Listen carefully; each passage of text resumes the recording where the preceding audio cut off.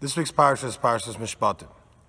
In Parshas Mishpatim, we have a very interesting verse in the fourth Aliyah. The pasuk says like this: Loisia achari rabim l'rois. Do not go after the majority for bad. V'leisane al riv lintois achari rabim lahatois. And do not answer on an argument to go after the majority. The simple understanding of the verse is that a person should not decide to voice his opinion according to the majority just because the majority has voiced that opinion.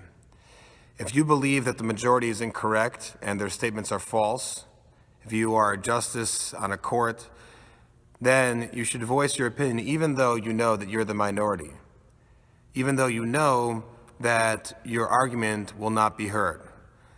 The MS should be heard. You should voice the truth, what you think is the truth.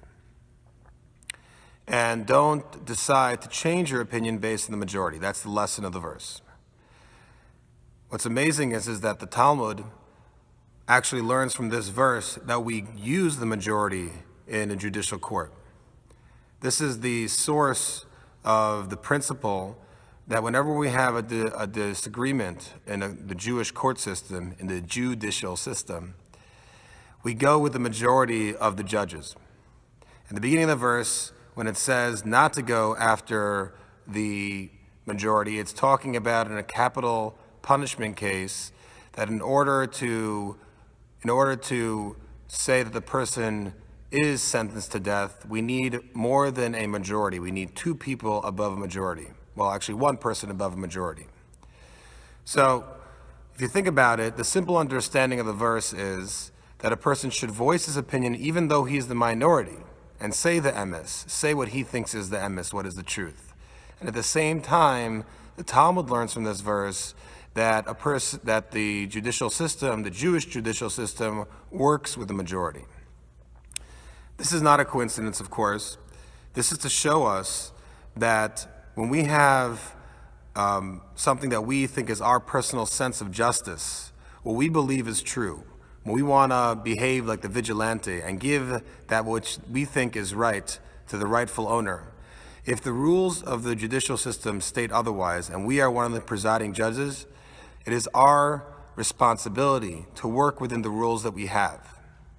In fact, at the conclusion of this paragraph, not of this verse, if you look towards the end of the paragraph, it ends off with the following phrase, that kiloi atzdik harasha, that I will not make righteous the evil person, meaning that Hashem is telling us that the judicial system is sufficient for what it does. But of course, it's not going to work in every single case, and there will be times when an innocent person, when a guilty person will walk out without any punishment. But we shouldn't feel that it's our job to be the vigilante, to go and take justice in our own hands and dispense it the way we see fit.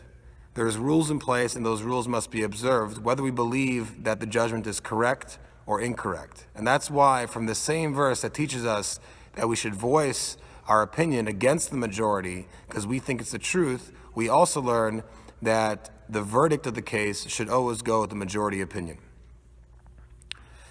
Just a question on the Parsha. In this Parsha, we also have the mitzvah of Shabbos, that 6 days of the week we should work, but on the seventh day we should rest. What's interesting is that in this Parsha, it specifically states, L'man yanucha sharcha that the animal should also rest, that the purpose of Shabbos, the reason why we should rest on the seventh day is so that your animal should also rest. The question is very simple. Why would we ever care about the fact that an animal rests? Is it for the animal's benefit? Animal is not a Baal Bechira, it doesn't have free will. And the fact that it observes Shabbos is not anything to be praised because it does it because its owner doesn't allow it to transgress any violations of Shabbos. Also, the Talmud learns from here that anything that is not considered rest for the animal, for instance, it's a prohibition to dislodge plant life from the ground on Shabbos. So even though that's true for us, for the animal, which is their means of eating, of nourishment, we shouldn't not allow our animal to go and feed on the grass or whatever it eats, because that is its rest. Part of its rest is to be able to eat, and eating for it means grazing. So again, the question is that what is this idea of a Shabbos for an animal? Have a great Shabbos.